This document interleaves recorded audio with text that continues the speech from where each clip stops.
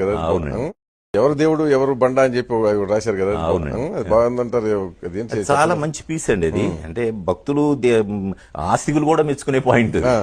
నాస్తికత్వంతో రాసింది కాదు. అదే. ప్రక్షాళన చేయడం అన్నదే దేవుడి లక్షణం అన్న దాని మీద అంటే ప్రతిదానికి ఒక హేతు పద్ధతి ఉండాలి అనేది. ఉండాలన్న దానికి అదేదో ఊరి నుండి మహాశిల్పి వచ్చాడు.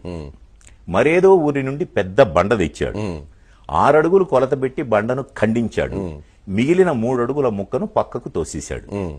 6 అడుగుల బండేమో విగ్రహమై వెలిసింది. 3 అడుగుల ముక్క బండ చాకిరేవు చేరింది. కంపు కంపు మనసులన్నీ దేవుని ఎదుట నిలిచాయి. కంపు కొట్టే బట్టలన్నీ బండ చుట్టూ పేరాయి. గొంతెమ్మ కోర్కెల గొంతులన్నీ తీర్థంతో తడిశాయి. మురికి మరకల బట్టలన్నీ నీటిలో ములిగాయి. అర్థం గాని స్తోత్రాలతో పూజారి భక్తి శ్రద్ధలు, చాకలి నోటి వెంట ఇస్సు ఇస్సు శబ్దాలు. శఠగోపం పవిత్రంగా ప్రతి తలను తాకుతోంది. పవిత్రతకై ప్రతి బట్ట బండను బాదుతోంది.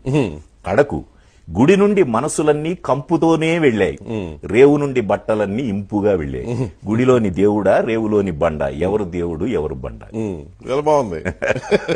ఎవరు దేవుడు ఎవరు బండ అని చెప్పి